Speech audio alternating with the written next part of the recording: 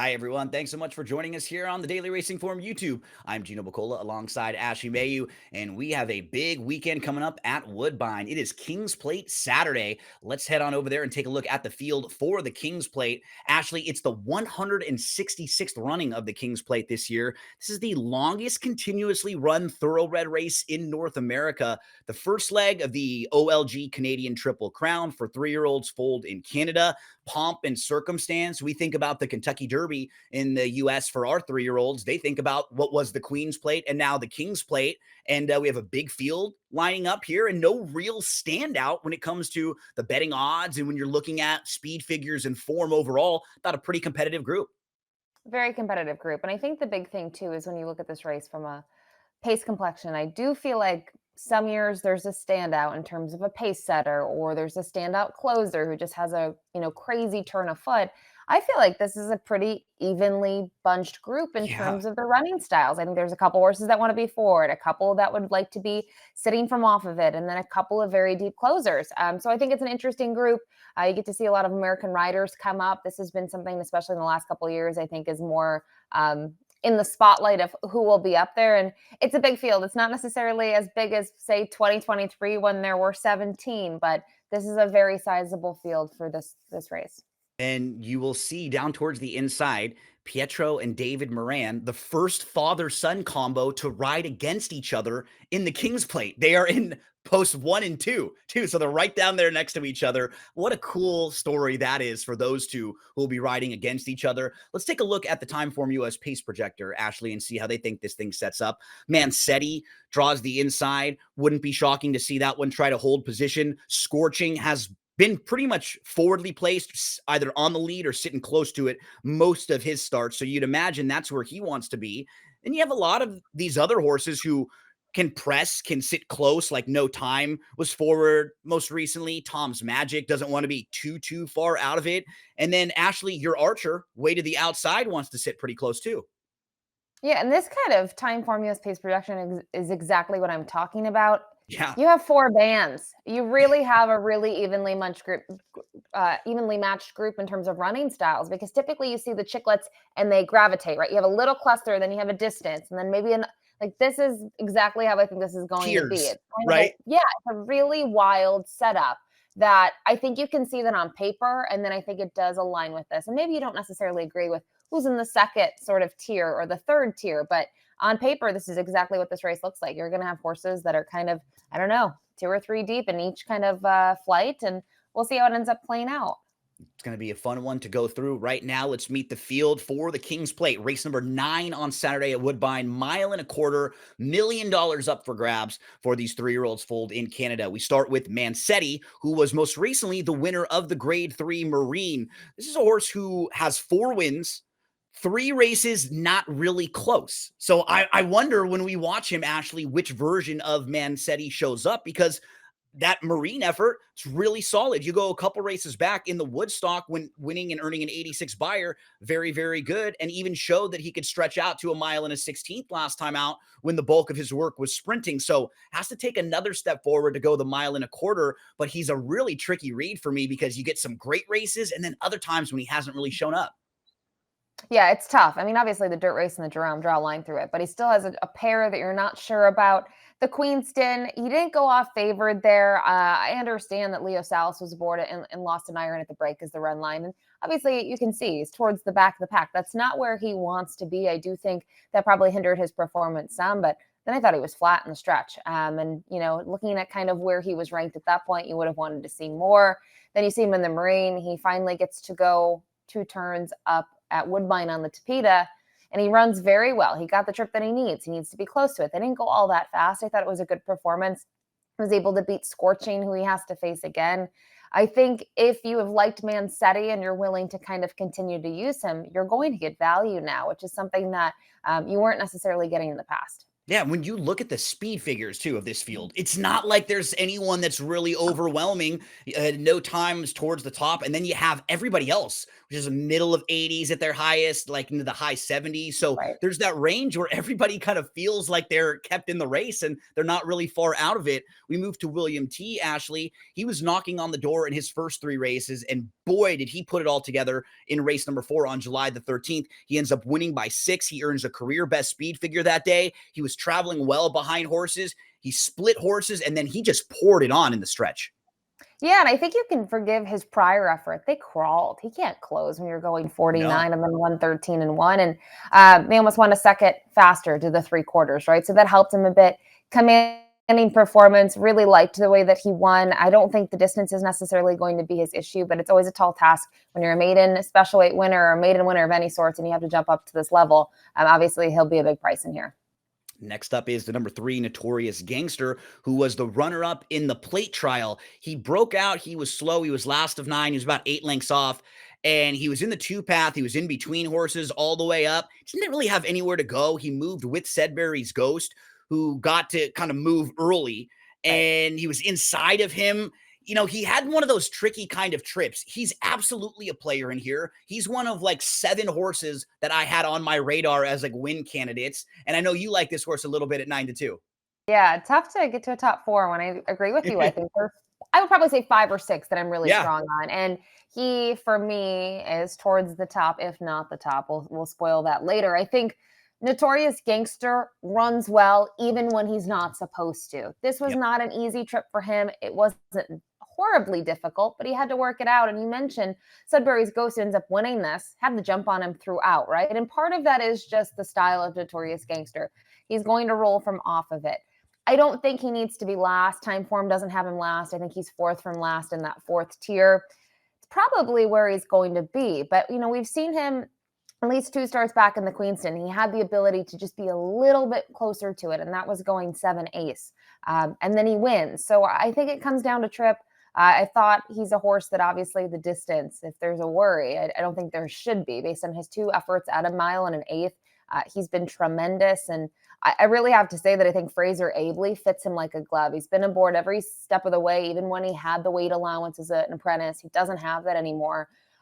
He knows this horse very well. And, you know, they had to work it a little bit of a trip last time out, but to finish second in preparation for this, you don't have to fire the big one on that race, right? You're trying to save it for sure.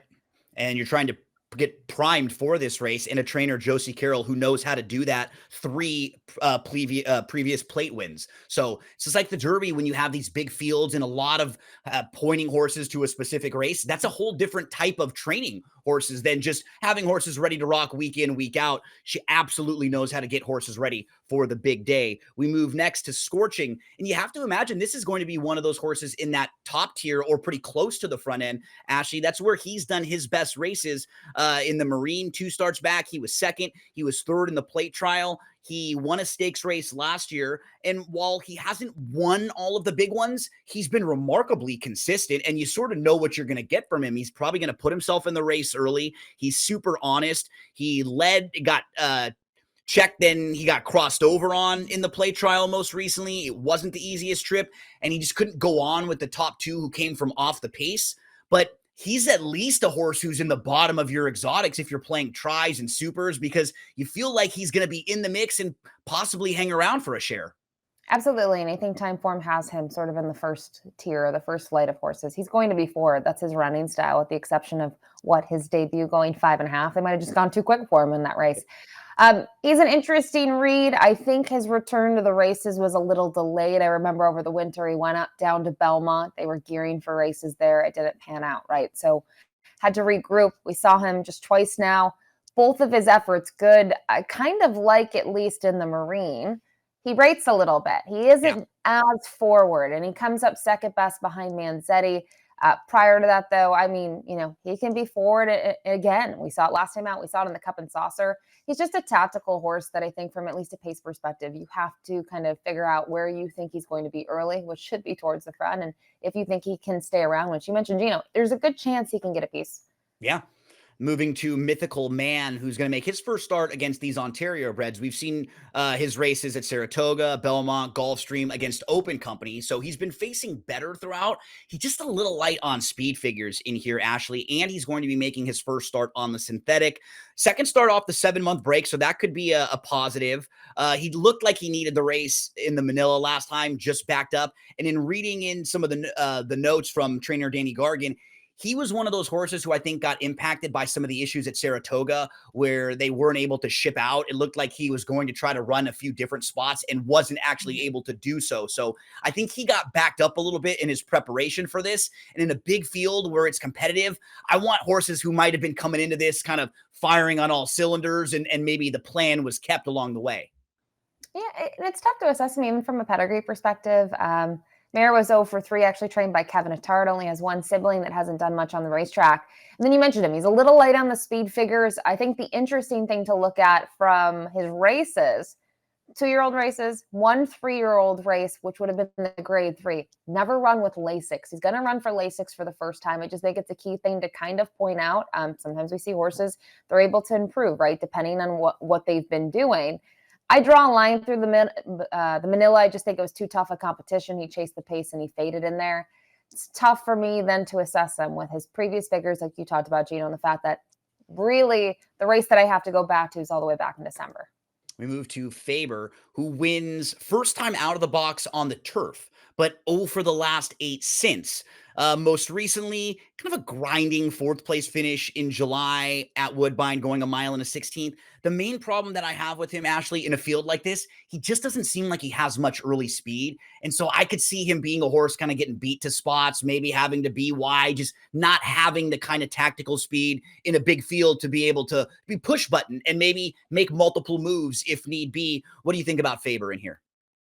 Yeah, he's a tough read for me. I will say when you kind of think of these connections and the Allwellings and Kevin Attard and just horses that they've had in general, they fared pretty well. We've seen those Silks do well in the Canadian Triple Crown races, especially when you kind of go back to the likes of Hadassah or Velociter. And, maybe this is one of their wild cards. He has closed in his races. I will give him that. He's always kind of rallying late, especially in the last 3.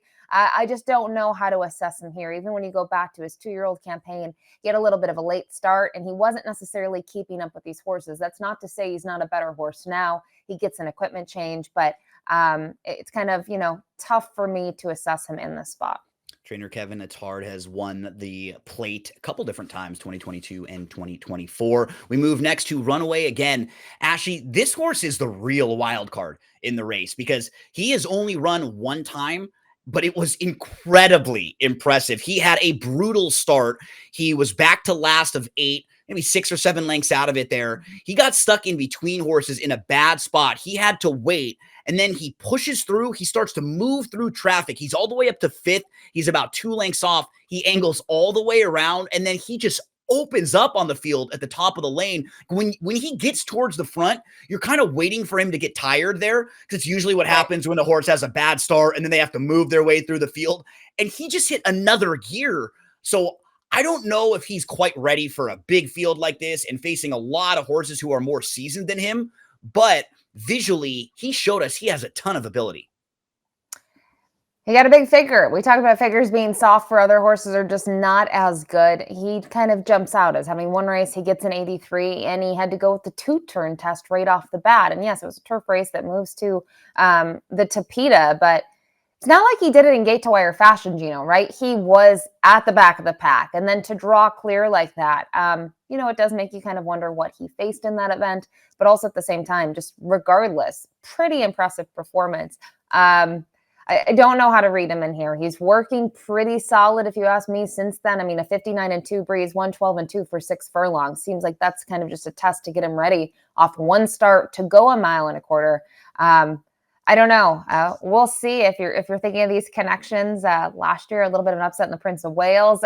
This wouldn't shock me to have a horse like this ready for Shronic Stables. I just want at least 10-1 if you're going to back him because you don't want to take too short on a horse like him who doesn't have the experience. So if he's close to his morning line of around 12, I think that's fair. If he starts getting into the 8, 6 range, that's just too low for me for a horse who doesn't have enough out there for us to really kind of have a great read on him quite yet. We move into Deowulf, who comes off of a kind of a lackluster performance in the plate trial. It was up close. He backed off to not go wide and push the pace early. He ends up 5th, about 3 lengths off. He makes an early move. He was just behind the leaders. He kind of waited, no room. He got blocked. He was unlucky in his last start. I just really haven't seen him progress all that much from last year. So while I'll say he had some trouble last time, it could have been better. The Queenston kind of ran like a horse who needed the race. He needs to get a little bit faster on speed figures. But my counter to that, Ashley, he has had a few unlucky trips. So I kind of go hemming and hawing and back and forth a little with Beowulf. I don't know how to read him. I kind of agree with you. When you look at his form last year, you might be a little intrigued and you go, this is interesting. And then you kind of look at his progression here. It just isn't the same. I think when I especially look at his races, actually, I shouldn't say that. 2, 3, and 4 back. I was originally just going to say 3 and 4 back, but 2, 3, and 4 back. I feel like he's flat. That's a concern for me, looking at a horse trying to go 1.25 miles. Then you see the 1.1 mile performance, and he got moved around a little bit in there, and then he just wasn't really a factor, in my opinion. So you're going to get value on him, which is something that is very rare going through his past performances. To see Flavien booked to ride, Flavien 30 to 1. Right? Yeah, you don't see it. I will say Flavien, if you're looking at the card Saturday at Woodbine, 7 of his 9 are all for Kevin Attard that he's booked to ride. So not really sure. And I think the other thing when we talk about the riders, Kevin has a trio in here. Pietro's listed on 2 and Flavien's on 1. I wonder, depending what Pietro does Flavien get put on the other? I don't really know if there'll be any sort of a jock switch around there. I would think that Flavien's going to ride De Wolf and that's going to stay that way, but he's a tough sell for me. We move to Watsonville Red, who comes out of the plate trial, finished 4th in that race, was last of 9 early, was inside, saved ground, and then had nowhere to go and had to angle to the outside, kind of grind it up into 4th. Just one top 3 finish, though, in the last 8 tries, and twice when stepped up, hasn't really been as close within the Marine and in the plate trial, not as competitive. So could you make a case for him here?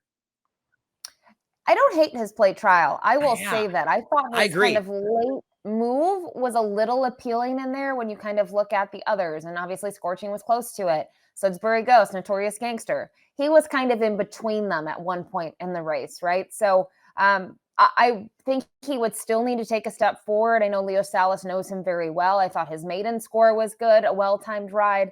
I don't like the Marine, if I'm just being blunt, but he was also 58-1 in there, and he never closed. If there's some pace, which I think there is, I still think he'll be closing against this bunch. So he's not going to just give it away. It doesn't make my top 4, but if you were looking, say, at the Supers or something like that, I would probably toss him in at a huge price in the 4th spot.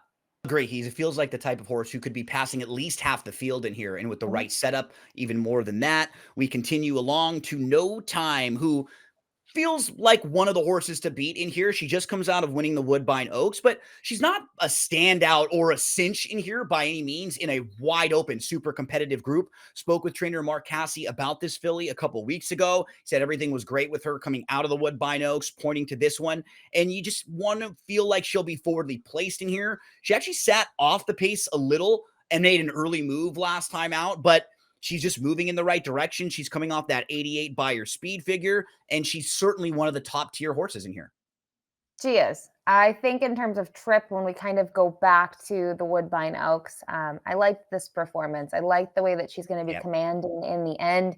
I think it was a perfectly carved ride. And I do think if you watch it a couple times, I don't know, at one point you're not sure she's going to kick on, and she just does. She finds this gear, and then you can see her, she draws clear. The timing works well. These connections, no stranger to success in the race. But I just think when we look at the Canadian Triple Crown races and compare them to the American Triple Crown races, fillies compete a lot more in this race, right? They get into the starting gate and the success. Go look at the numbers. They have been there. Mark Cassie, I think, has 3 plate winners. 2 of them have been fillies. With fillies. Yep. And he said the one that really stuck out to him was with Lexi Lou. When Dan Loisel called Lexi Lou's name, he said the place was shaking, and he said everybody was really excited for that filly. We'll see if we can get another filly up here with No Time. Major player. She's right next door to another top player in Tom's Magic, who has never been on the synthetic, but his form overall, Ashley, on the main on the against Open Company, which is been on the grass, really good. Was a winner of the Tail of the Cat Stakes last time out at Monmouth. 2 starts back, won the Black Gold Stakes at Fairgrounds. Transylvania was probably a little bit too tough for this horse and had some trouble that day. I think you can probably put a line right through it. Everything else is good, and they've been pointing and prepping this horse for this race, with wanting to get a race off the bench and then point him to this. It's a real question mark and a wild card for a horse who's never been on the synthetic, but that's what makes this particular race so tricky. I mean, this horse could win or not run at all, and it wouldn't shock me, and he's probably going to be in that 5 to 6 to 1 range. I didn't love or have Notorious Gangster, who you have in my top 4. He absolutely could win. This is one of those horses that's in my 6 or 7 win contenders, coming off of his grass form overall against open company is really good. Really good. And I know the surface is a little bit of a question mark, but he hails from a pretty good family. The mare produced a horse by the name of Dixie Moon, who won the Woodbine Oaks. This one's also a half to a horse by the name of Wyoming Bill, who's on the undercard and is in a stakes race. I mean, he should be fine. And we always typically think that even with turf, right? It doesn't always translate, but it's sort of our one thing that we can go back to and say, well, we think he'll be fine. Curious to see the trip. I do think he's going to be forward. I just don't know how forward. And time form doesn't have him in the first flight. It's the 1-4 and the 13. I agree with that. His races haven't been all that quick when he's sitting in third. I mean, this is a horse that's never seen sub 47 and 1 to the half. Not that that's a bad thing. The only time he saw it, though, was when he actually got really tested in the Transylvania and he didn't fare well. So that'd be my one sort of thing just to point out. I do think he's going to get a good trip. I don't know, maybe sitting 4th or 5th early. He'll try to make one run. And 3 times he's gotten that trip and it's worked out beautifully. So we'll see. Rafael Hernandez looking for his 4th plate. I think it's telling that he's booked to ride here. He doesn't necessarily ride for these connections all that much. And you're making a great point. We see this in bigger fields a lot of the time. Some of these horses don't get the trip they're looking for or they want. And all of a sudden, if a horse like Tom's Magic is back and he's mid-pack, and all of a sudden he's 5 or 6 lengths off the lead, and that's not really something he's ever shown us he can overcome, that might be totally different. And he may just be out of it already or very, very wide. Maybe he shows us that's no problem and he can overcome that, but you don't want to take too short of a price on those things. I think right around where he is, morning line feels fair. We move to Sedberry's Ghost, who's just another player. He won the plate trial most recently in the grade 3 Marine. He kind of had the tricky in-between trip where he wasn't as comfortable and never really got his chance to run all that much. So I don't really have many knocks on him overall coming off that plate trial win, and he's certainly moving in the right direction. Definitely. And I think it's kind of interesting to see the progression. The light bulb really goes on last time out, and that's when he was actually getting some distance. He took a step forward in the Marine, but 3rd start off the bench, 1 1/8, no problem for him. We talked about him having the jump on others, was able to kind of mow down the pace setters. And I'd recommend it. If you go on the Woodbine YouTube, you can listen to the post-race interview from the plate trial. And it seems like Barb Minshall has been very high on this horse. This is obviously an owner breeder that, doesn't necessarily have these type of horses in the barn, is not a huge, breeder by any means, but they might have a special one here. And I like a horse, I don't think you need to win the plate trial to have a good shot in the plate, but I think it's the way that he handled the distance, the trip that he got. 6 to 1, if he's near that price, I think he is very appealing. I spent way too much time trying to come up with something creative for Ashley's Archer for you. I was just sitting going back and forth and all this. So maybe I figured you as more of a volleyball player than an archer. That was kind of what I got to. But Ashley, let's round things out with the number 13 here, who feels like another horse who at first glance people might look past, but this horse is not overmatched that much on speed figures and on overall form. Where did you stack this one up? So you didn't need to get creative with the name. You had to do a little deep dive. Yeah. I don't know. Yeah. The mare has been a really good producer. Is the mother of Coltimus Prime, a horse that is near and dear to my heart, who's no longer with us, that won the Prince of Wales, and I got to spend a lot of time with at Keeneland, as well as up at Woodbine. This is, a half sibling. And I think kind of when you look at the way that this horse has run, I was really impressed kind of with the 2nd and 3rd star. And obviously there was the unfortunate disqualification. I remember being up there for it. And then you kind of look at the races since then. I like that finally we saw the old Ashley's Archer last time, fought for it. I know it's a defeat and you go, well, the horse gave up. Still hung in there as much as he could. Wonder if he needed the race. Obviously there was a gap between the race at Keeneland and the race at Woodbine. I think this horse is sitting on a big effort. Again, I don't necessarily love post 13, but we keep on talking about pace. This horse will be quite close to it. So as we round out the field here, this was a really fun race to handicap. Ashley, you can go in a lot of different directions. We move to selections. How do you want to stack them up?